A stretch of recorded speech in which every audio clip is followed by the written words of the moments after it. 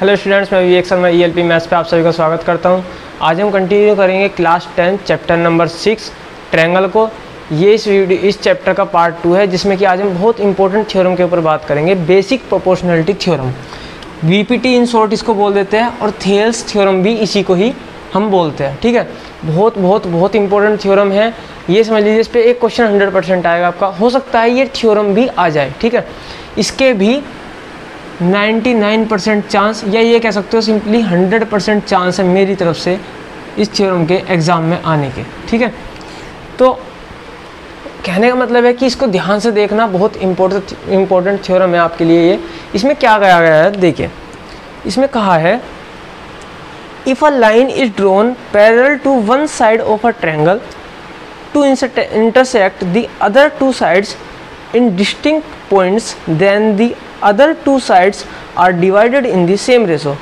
इन simple क्या कहा है इन्होंने, कोई भी ट्रायंगल है, मान लीजिए कोई भी ट्रायंगल है, ठीक है, अगर ये मान लीजिए ABC ट्रायंगल था आपका, ठीक है, इस ABC ट्रायंगल में अगर मैं किसी एक साइड के, चाहे BC के या AC के या AB के, किसी के भी पैरेलल एक लाइन ड्रॉ करूं, ठीक है, इस मान लीजिए BC के पैरेलल एक लाइन ड्रॉ कर रहे हैं, और किस तरीके से कि वो लाइन इंटरसेक्ट करे दूसरी दो साइड को, एक साइड के तो पैरेलल हो, मान लीजिए BC के पैरेलल है, और AB और AC को इंटरसेक्ट करे। ठीक है, मीन्स मान लीजिए इस तरीके से कोई ये लाइन, ठीक है, ये लाइन और ये लाइन पैरेलल है, इसको मैंने नाम दे दिया D और E। ठीक है, तो जो DE लाइन है ये पैरेलल है किसके, BC के। ठीक है, अब इन्होंने क्या कहा है कि अगर ये केस है कि DE पैरेलल टू BC, ठीक है, तो उस कंडीशन में क्या कहा है कि AD अपॉन DB, ठीक है, इक्वल टू आएगा AE अपॉन EC। हमें जो प्रूफ करना है AD upon DB equal to proof करना है AE अपॉन EC। उसने यही तो कहा था कि कोई ट्रायंगल है, देखिए, if a line is drawn parallel to one side of the triangle, एक लाइन ड्रॉ करी इस ट्रायंगल की किसी एक साइड के parallel, to intersect the other two sides, दो साइड जो उसकी अलग है उनको इंटरसेक्ट किया अलग अलग दो पॉइंट पे। ठीक है, then the other two sides are divided, ये जो दो साइड थी AB और AC, ये डिवाइड होगी किस किस में, AD DB में और AE EC में। ठीक है, in the same ratio, same ratio में डिवाइड हुई, मतलब इनका रेशो निकालोगे और इसका रेशो निकालोगे, दोनों का बराबर आएगा। ठीक है, तो ये कंडीशन हमें यहाँ पर प्रूफ करनी है। ठीक है, तो टू प्रूव क्या करना है, हमें ये करना है। ठीक है, तो अब इसको कैसे प्रूफ करेंगे, इसके लिए मैं क्या करता हूँ, सबसे पहले ध्यान रखना, देखो कुछ छोटी छोटी सी 2-3 चीज़ आपसे मैं पता करूँगा, मतलब आप कुछ सोचना कि हाँ आपको ये चीज़ पता है या नहीं पता। पहली चीज़, कोई भी ट्रायंगल है, ठीक है, ये मान लीजिए कोई एक ट्रायंगल है, एक सिंपल सा ट्रायंगल लिया ABC।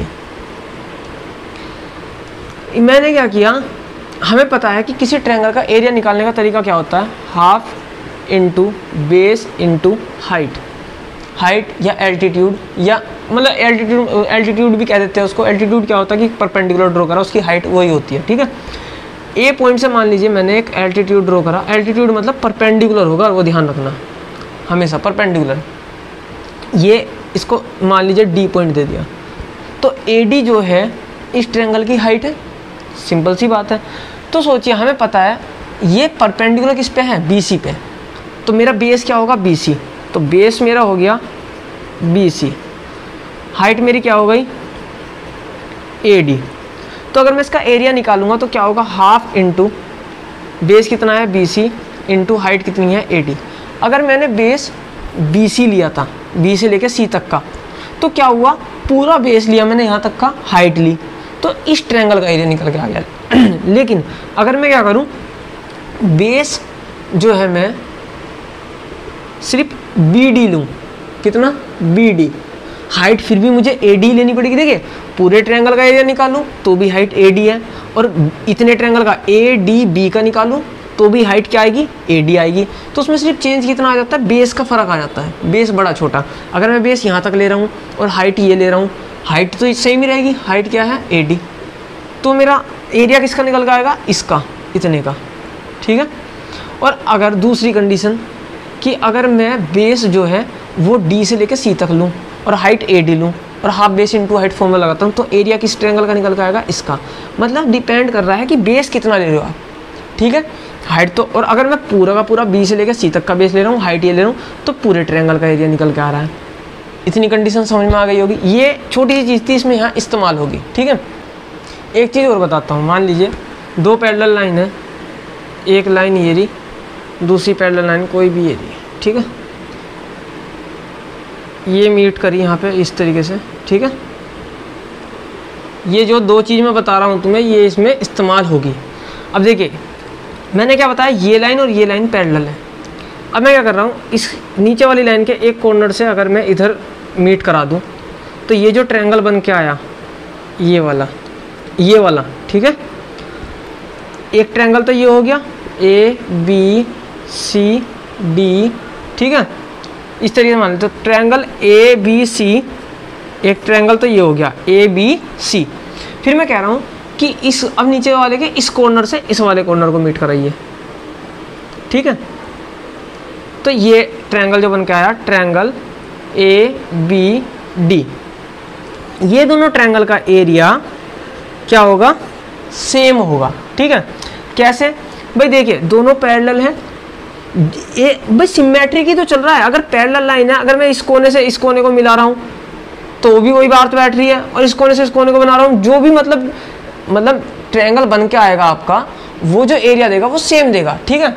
अगर ये चीज़ समझ में नहीं आ रही किसी को, तो थोड़ा सा देखिए बेसिक क्लियर करिए अपना, इसको मैं फिर बाद में डिटेल में बताऊंगा अगर किसी को ये चीज़ समझ में नहीं आ रही। फिलहाल ये चीज़ आप समझ, जिसमें थोड़े से कंसेप्ट क्लियर होंगे जिसके, वो समझ गया होगा। अगर ये दोनों लाइन पैरेलल है, ठीक है, तो इनसे जो ये ट्रायंगल बनेंगे इनका एरिया सेम होगा, ठीक है। अब देखिए अब मैं क्या करता हूँ, मैं अब मेन इस जो थ्योरम है हमारी, इसको प्रूफ करते हैं, ठीक है। देखिए इस थ्योरम को प्रूफ करने के लिए सबसे पहले कुछ कंस्ट्रक्शन करने पड़ेंगे। क्या, एक चीज़ तो ये कि मुझे इस D पॉइंट से इस AC लाइन पे एक परपेंडिकुलर ड्रॉ करना है, ठीक है। तो मान लीजिए इस तरीके से ये कोई परपेंडिकुलर यहाँ पे मैंने ड्रॉ करा, ठीक है। ये एक परपेंडिकुलर मैंने E पॉइंट से AB पे ड्रॉ करा, ठीक है, ये रहा, ठीक है, ये रहा। मैं इनको नाम दे देता हूँ LM, सही है। और हाँ, ये जो भी मैं करा रहा हूँ अब, ये RS अग्रवाल से रिलेटेड करा रहा हूँ, जैसे जैसे उसमें पैटर्न दिया है उसी हिसाब से आपको थ्योरम और उसके एग्जांपल्स में कराऊंगा, ठीक है। तो रेगुलर रहिए, हर वीडियो को देखिए, इंपॉर्टेंट है। अब मैंने क्या, अब देखिए एक चीज़ और करनी है आपको, क्या, BE को मीट कराइए, ठीक है। इनको परपेंडिकुलर को मैं डार्क कर लेता हूँ, कोई प्रॉब्लम नहीं है, ठीक है। और CD को मीट कराइए। इनके रीज़न भी मैं बताऊँगा, ऐसा मैं क्यों कह रहा हूँ। देखिए मैंने परपेंडिकुलर जो ड्रॉ किए, इनका रीज़न था, इनका रीज़न क्या था, इनका रीज़न था कि मैं क्या करूँगा, मैं इस ट्रायंगल का अगर एरिया निकाल रहा हूँ तो मुझे इस ट्रायंगल में इसकी हाइट ज़रूर पता होनी चाहिए, ठीक है। मान लीजिए अगर मैं ट्रायंगल ADE की बात कर रहा हूँ, ADE की, तो ये रहा मान लीजिए ADE, तो मैं अगर AD को बेस ले रहा हूँ, तो AD को बेस ले रहा हूँ तो मुझे जरूर गारंटीड बात है E से इस AD पे एक परपेंडिकुलर की जरूरत पड़ेगी। तो मैंने E से इस AD पे एक परपेंडिकुलर ड्रॉ कर लिया, ये L वाला, ठीक है। अगर मैं दूसरे तरीके से भी कर सकता हूँ, अगर मैं इसी ट्रायंगल में बेस जो है वो AE को लूँ, तो मुझे क्या करना पड़ेगा, AE पे परपेंडिकुलर चाहिए, वो किस पॉइंट से आएगा, D पॉइंट से। तो मैं दोनों तरीके से देखूंगा। अब मैं ऐसा क्यों कह रहा हूँ कि मैं एक बार AE बेस लूँगा, एक बार AD बेस लूँगा, ऐसा मैं इसलिए कह रहा हूँ कि देखिए यहाँ पर नोटिस करिए, मुझे एक बार AD साइड चाहिए और उसके अपोजिट में जस्ट क्या चाहिए, AE साइड चाहिए, ठीक है। तो इसलिए मैं दोनों तरीके से एरिया निकालूंगा यहाँ पर। फिर बात आती है कि मैंने ये यहाँ पे ऐसे क्यों ड्रॉ करा, ये इसलिए ड्रॉ किया क्योंकि मुझे DB भी चाहिए, तो मैं एक ट्रायंगल DBE लूँगा, ठीक है। इसकी हेल्प से मैं DB को बेस बना लूँगा अपना, वहाँ पे मेरा डी बी आ जाएगा। फिर मैंने यहाँ से ऐसे क्यों ड्रॉ किया, क्योंकि एक ट्रायंगल बन जाएगा ई डी सी। ई डी सी में मैं क्या करूँगा, ई सी को बेस लूँगा, ई सी को बेस लूँगा, क्योंकि मुझे ई सी भी चाहिए। तो इसलिए ये सारी कंस्ट्रक्शंस इसमें की गई है। ठीक है, आई होप यहाँ तक आपको समझ में आ गया होगा। अगर फिर भी किसी को कोई प्रॉब्लम है तो आप मुझे बता सकते हैं कमेंट सेक्शन में कि सर यहाँ प्रॉब्लम है, मैं उसको क्लियर करूँगा। देखिए अब मैं क्या करता हूँ, सबसे पहले कि देखिए यहाँ पे आपको सब चीज़ लिखनी है। टू प्रूव क्या करना है, प्रूव ये करना है। गिवन क्या है आपके पास, ठीक है, गिवन आपके पास ये है कि DE जो है एक पैरेलल लाइन है BC के। ठीक है, ये चीज़ आपको गिवन है। दूसरी चीज़ कंस्ट्रक्शन आपको क्या करना है, कंस्ट्रक्शन आपको करना है इसमें draw two perpendiculars DM and EL to, किस पे ड्रॉ कर रहे हो, AC एंड AB। ठीक है, दूसरी चीज़ मीट BE, ठीक है, या ऐसे कह सकते हो जॉइन, सॉरी मीट नहीं, जॉइन BE एंड CD। ठीक है, ये आपने इसमें कंस्ट्रक्शन में कर दिया। मैं लिख नहीं रहा, ये आप सब लिख सकते हैं। मैंने जो बोला है आप उसको ध्यान से सुन के लिख भी सकते हैं। अब बात आती है प्रूफ की, कि प्रूफ कैसे करेंगे। देखिए प्रूफ हम ऐसे करेंगे, सबसे पहले मैं क्या करता हूँ, ट्रायंगल ADE में इसका एरिया निकालता हूँ। एरिया ऑफ ट्रायंगल किसका, ADE का। जब मैं ट्रायंगल ADE का फॉर्मूला निकाल रहा हूँ तो सिंपल सी बात है, half into base into height. अगर मैं बेस इस ट्रायंगल में, देखिए इसको अलग बना लेता हूँ इस तरीके से, ADE, अभी मैं बेस AD को लेकर चल रहा हूँ, तो मैं किस परपेंडिकुलर का इस्तेमाल करूँगा, EL का, इस परपेंडिकुलर का, ये जो है L। ठीक है, तो देखिए ये बेस है मेरा, तो परपेंडिकुलर क्या है मेरा, EL। तो बेस मेरा AD इंटू EL, सही है। फिर निकालते हैं area of, and area of किसका, अब ट्रायंगल, देखिए मेरा AD आ गया, AD मुझे चाहिए था, AD इस ट्रायंगल में आ गया। फिर बात करते हैं कि जो मेरा ये है, क्या कहते हैं, ट्रायंगल DEB। ठीक है, ट्रायंगल या DBE कुछ भी कह सकते हो, DEB। इस ट्रायंगल में अब देखिए इस ट्रायंगल का एरिया कैसे निकलेगा, हाफ इंटू बेस, तो मुझे पता है बेस में ये लूँगा DB, सही है, ये मैं बेस लूँगा। अब बात आती है कि मैं परपेंडिकुलर क्या लूँगा, DB तो बेस हो गया मेरा। अब परपेंडिकुलर की बात आती है, देखिए मैं इस ट्रायंगल को थोड़ा सा निकाल लेता हूँ बाहर को, थोड़ा अलग से कुछ चीज़ समझाता हूँ। कोई भी ट्रायंगल है ये, ठीक है, या ऐसे करिए कि ये कोई ट्रायंगल है, ये कोई ट्रायंगल है। ठीक है, मैं अगर ये ट्रायंगल मेरा ABC है, ठीक है, और मैं बेस को जो है BC को बेस मान के चल रहा हूँ, BC को बेस मान रहा हूँ, तो मुझे ज़रूर पता है कि इसी लाइन पे कहीं, इस लाइन पर परपेंडिकुलर आना चाहिए इस A पॉइंट से। अब देखिए आपको थोड़ा सा इमेजिन भी हो रहा होगा कि मैं इससे परपेंडिकुलर तो नहीं डाल सकता, 90 डिग्री का परपेंडिकुलर यहाँ कहीं डलेगा ऐसे, तो उसमें प्रॉब्लम क्या है। मैं क्या करता हूँ, मैं इस लाइन को थोड़ा सा आगे ड्रॉ कर लेता हूँ। मैं ये हाइट लूँगा, हाइट ये लूँगा, लेकिन जो बेस की लेंथ लूँगा वो B से C तक लूँगा। जैसे मैंने आपको पहले बताया था कि कोई भी ट्रायंगल है, ये परपेंडिकुलर है, अगर मैं इतना बेस ले रहा हूँ, सिर्फ इतना, और परपेंडिकुलर ये, तो एरिया इतना निकल के आएगा।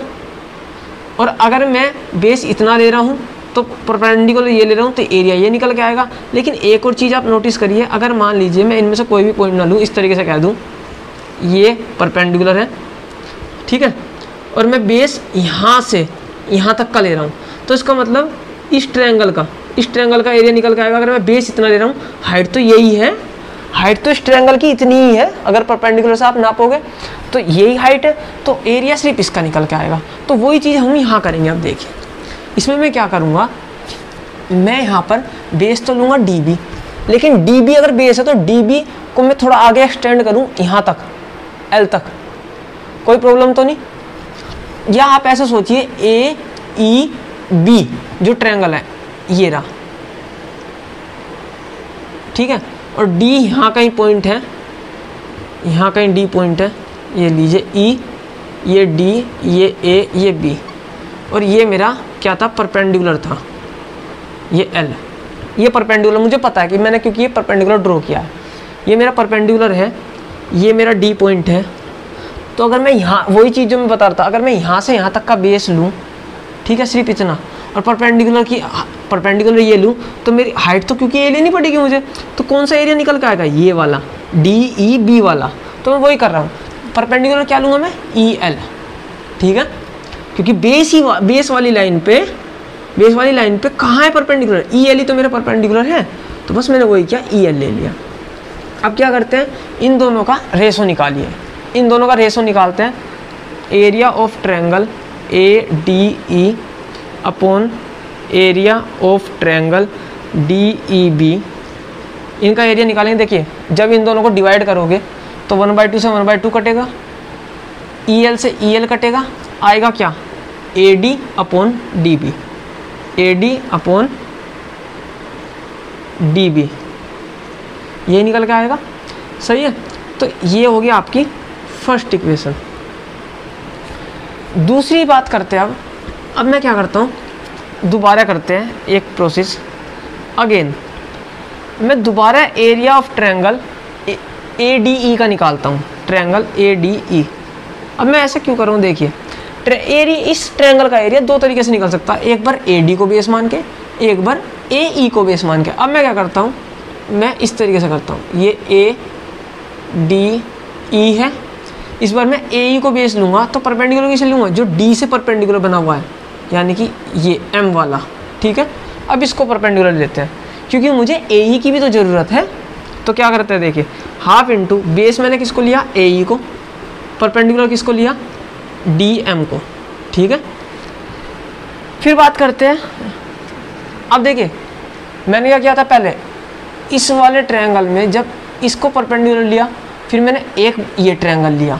अब मैं क्या करता हूँ, दोबारा ये ट्रायंगल ले रहा हूँ, पर लेकिन इस बार एक ये ट्रायंगल लूँगा क्योंकि मुझे ई सी भी चाहिए, ठीक है। सारा खेल है बेस का। अब मैं ई सी को लूँगा, ई सी देखिए ये जो लाइन है ई सी के लिए बेस अगर ये है तो सिंपल सी बात है, डी इसके जो अपोजिट वाली लाइन पॉइंट है उस पॉइंट से इस लाइन पर कहीं परपेंडिकुलर होना चाहिए। इस लाइन पर परपेंडिकुलर, देखिए इस लाइन को आगे एक्सटेंड करिए, स्ट्रेट लाइन को, परपेंडिकुलर कहाँ है, डी एम, ठीक है। तो इसमें भी परपेंडिकुलर काम डी एम करेगा। तो एरिया ऑफ ट्रायंगल कौन सा, E D C, E D C, half into base कितना है, ई सी, हाइट कितनी लेंगे, हाइट क्या लेंगे, डी एम, क्योंकि इस लाइन को आगे एक्सटेंड करिए, इस पे परपेंडिकुलर कौन है, डी एम, तो इंटू डी एम, ठीक है। अब आप क्या करना, अब दोबारा जैसे ऊपर किया था ना, इन दोनों को डिवाइड, इन दोनों को भी रेशो निकालिए, क्योंकि देखिए एक बार मेरा A D upon D B तो यहाँ आ गया, आपने नोटिस किया हो। अब मुझे ए ई अपॉन ई सी लाना है। अब ए ई अपॉन ई सी कैसा आएगा, हाफ से हाफ कट जाएगा, डी एम से डी एम कट जाएगा, ए ई अपॉन ई सी आ जाएगा। लेकिन इनको इक्वल कैसे प्रूफ करेंगे, वो थोड़ा सा खेल है अभी। तो इनको डिवाइड करते हैं, इनको डिवाइड करेंगे तो क्या आएगा, area of triangle A D E upon area of triangle E D C, क्या आएगा, हाफ से हाफ कट जाएगा, डी एम से डी एम कट जाएगा, बच्चा क्या, ए ई अपॉन ई सी, तो ए ई अपॉन ई सी दूसरी। लेकिन अब थोड़ा नोटिस करिए, देखिए फर्स्ट इक्वेशन में भी ऊपर ट्रायंगल ऑफ ए डी ई था, इसमें भी ट्रायंगल एरिया क्या है, ट्रायंगल ए डी ई है, तो ये चीज़ तो दोनों में कॉमन आ रही है। लेकिन मैं इन दोनों को इक्वल कब रख सकता हूँ, मुझे ये दोनों तो इक्वल दिखाने, देखिए A D upon D B, A D upon D B equal to A E upon E C, इन दोनों को इक्वल दिखाना। ऊपर वाली चीज़ तो सेम बन रही है लेकिन नीचे दोनों में अलग है। यहाँ ट्रायंगल का एरिया है डी ई बी का, यहाँ एरिया है ई डी सी का, इस वाले में इस वाले ट्रायंगल का एरिया डी ई बी का, इस ट्रायंगल का, ठीक है। और इस वाले में एरिया नीचे जो दे रखा है वो दे रखा है इस ट्रायंगल का। अभी मैंने एक कंसेप्ट आपको बताया था कि दो लाइन पैरेलल है, और उसमें क्या बताया था कि इस तरीके, देखिए ये लाइन और ये लाइन पैरेलल है, या आप ऐसे कह सकते हो दोनों ट्रायंगल का बेस सेम है, ठीक है। मान लीजिए ये कोई बेस है, अब इसके पैरेलल एक लाइन है, सही है। मैं क्या करता हूँ, इस सेम बेस से अगर इधर को ट्रायंगल बनाऊँ, मान लीजिए ये, ठीक है, इधर को ट्रायंगल बनाता हूँ, या इसी सेम बेस से इधर को ट्रायंगल बनाता हूँ, तो ये दोनों ट्रायंगल सेम आएंगे, एरिया सेम आएगा। तो आप खुद सोचिए इन दोनों ट्रायंगल में, ट्रायंगल DEB में क्या बेस है? अगर मैं बेस मान के चलूँ कि DE बेस है, ऐसा मान लीजिए, हमने DB को लिया था वो मुझे पता है, लेकिन इनमें कॉमन लाइन कौन सी है? DEB में और किस में? EDC में। इसमें कॉमन क्या है? ए जो हमारा DE है वो कॉमन है, और मुझे पता है इसके ये पैरेलल लाइन है। तो जो इंटरसेक्ट, मतलब ये जो एरिया बना रही है, जो ट्रायंगल बना रही है, वो क्या है? इक्वल आएंगे एरिया इनके। तो सिंस आप ऐसे कह सकते हो, since triangle ADE DEB and triangle EDC are on the same base,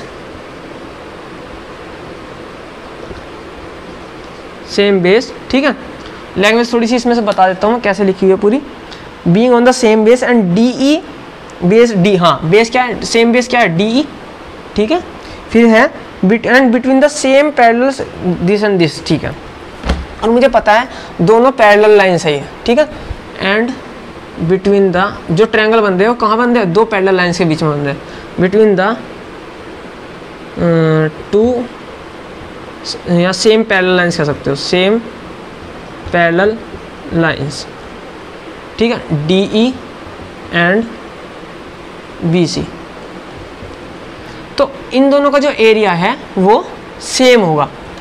therefore area of triangle DEB equal to area of triangle EDC।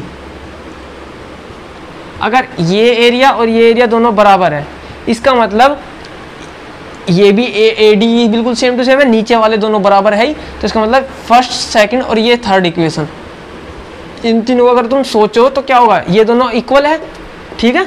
ये दोनों अगर इक्वल है तो दोनों रेशो भी इक्वल है।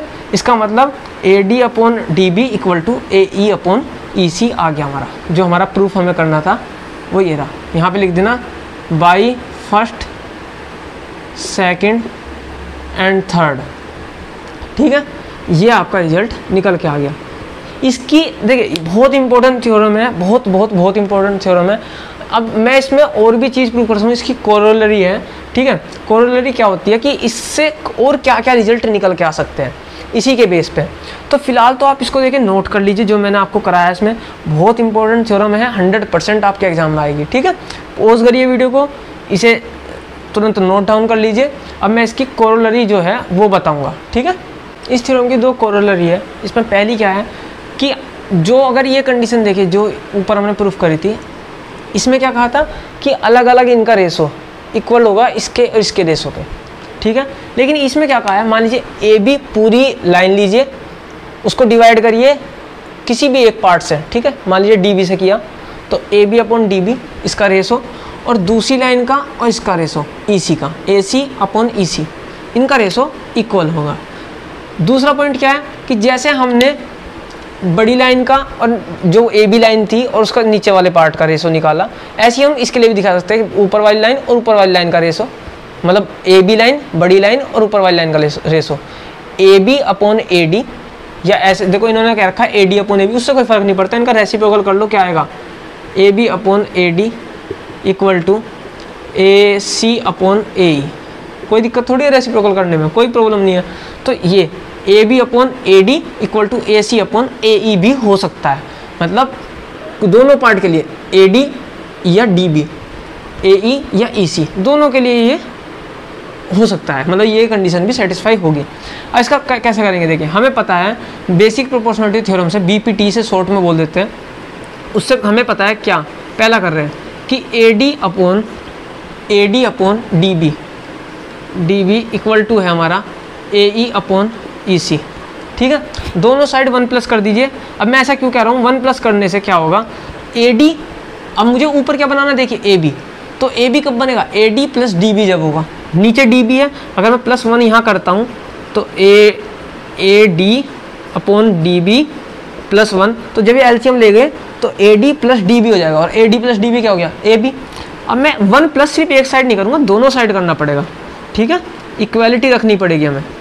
ये हो गया, एलसीएम लीजिए, A D plus D B upon D B equal to A E plus E C upon E सी।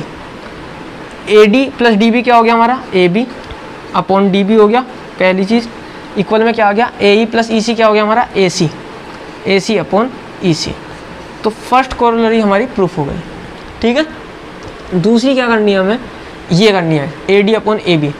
इसको देखिए थोड़ा सा चेंज कर लेते हैं, ए बी को ऊपर ही रखते हैं क्योंकि वो बड़ी लाइन है, तो जब मैं +1 करूँगा तो ए बी बनाना पड़ेगा। मैं इसको क्या करता हूँ, मैं ये प्रूफ करूँगा पहले, A B upon A D equal to A E upon A C, sorry A C upon E C, A C upon A E, ठीक है, ये प्रूफ कर दूँ, कोई फ़र्क थोड़ी पड़ रहा, बाद में रेसिप्रोकल कर देंगे। तो देखिए रेसिप्रोकल कर देंगे बाद में, तो देखिए मुझे ए डी नीचे चाहिए, यहाँ पे हमें पता है बेसिक प्रोपोर्शनलिटी थ्योरम क्या कहती है कि A D upon D B equal आता है ए ई अपॉन ई सी के। मुझे क्या करना है, देखिए मुझे अगर मैं मान लीजिए अब यहाँ प्लस कर दूंगा, तो यहाँ प्लस करने से क्या होगा, 1 प्लस करने से फिर वही कंडीशन आ जाएगी, नीचे डी बी रह जाएगा, लेकिन मुझे चाहिए ए डी, तो ए डी को मुझे नीचे लाना पड़ेगा। मैं इसका रेसिप्रोकल कर दूँ अगर, तो क्या होगा, D B upon A D, ठीक है, न्यूमरेटर डिनोमिनेटर को रिप्लेस कर देते हैं एक साथ, तो ये हो गया ई सी अपॉन ए ई, सही है। अब +1 करते हैं, तो उससे क्या होगा, ए डी चेंज नहीं होगा और ए ई चेंज नहीं होगा, जो कि मुझे चेंज करना नहीं है, ठीक है। यहाँ पे आएंगे, ये हो गया D B upon A D +1 equal to E C upon A E +1। LCM लीजिए, D B plus A D upon A D equal to E C plus A E upon A E, ठीक है। D B और A D क्या हुआ, D B और A D, ये हो गया हमारा A B upon B, A D upon A B upon A D equal to ये हो गया हमारा ए सी अपॉन ए ई। अब देखिए मुझे चाहिए था ए डी ऊपर ए बी नीचे, तो क्या करूँ, इसको रेसिप्रोकल कर लीजिए, इसको रेसिप्रोकल करेंगे तो क्या होगा, A D upon A B equal to A E upon A C. ये आपकी दूसरी कोरोलरी थी। दोनों मतलब इससे हमें 3 रिजल्ट निकल के आए। पहला रिजल्ट ये रहा, दूसरा ये रहा बेसिक प्रोपोर्शनलिटी थ्योरम जो हमारी कहती है मेनली, तीसरा ये रहा, ठीक है। तो 3 रिजल्ट आपके निकल के आए यहाँ से, सही है। ये आपकी कोरोलरी देखिए आप कर सकते हो, वैसे मेरा मानना ये है जब एग्जाम में आए, ये लॉन्ग में आपका क्वेश्चन आता है तो कोरोलरी आप करके दिखा दीजिए, टीचर इंप्रेस होता है उस चीज़ से, ठीक है। कितना टाइम लग रहा है, 2 मिनट भी नहीं लगेगी, मुश्किल से 1-1.5 मिनट लगेगी इसको करने में, ठीक है, मैक्सिमम बता रहा हूँ, इतना भी नहीं लगेगा। तो इसको कर दीजिए, बहुत इंपॉर्टेंट थ्योरम है। अगर इस पर कोई समझ नहीं आ रहा, कुछ भी मतलब इसमें कोई भी ऐसा पॉइंट रहा हो जो आपको समझ ना आया हो, तो मुझे बता सकते हैं। इसके ऊपर क्वेश्चंस करिए ट्राई, आपके जो RS अग्रवाल है या NCERT में जो भी इसके ऊपर बेस है वो क्वेश्चंस करिए, मैं भी कराऊंगा, आप भी ट्राई करिए। किसी में प्रॉब्लम आती है स्पेशली तो मुझे बता दीजिए कमेंट सेक्शन में, मैं उसके ऊपर स्पेशली वीडियो बनाऊंगा, ठीक है। Thank you very much, have a nice day.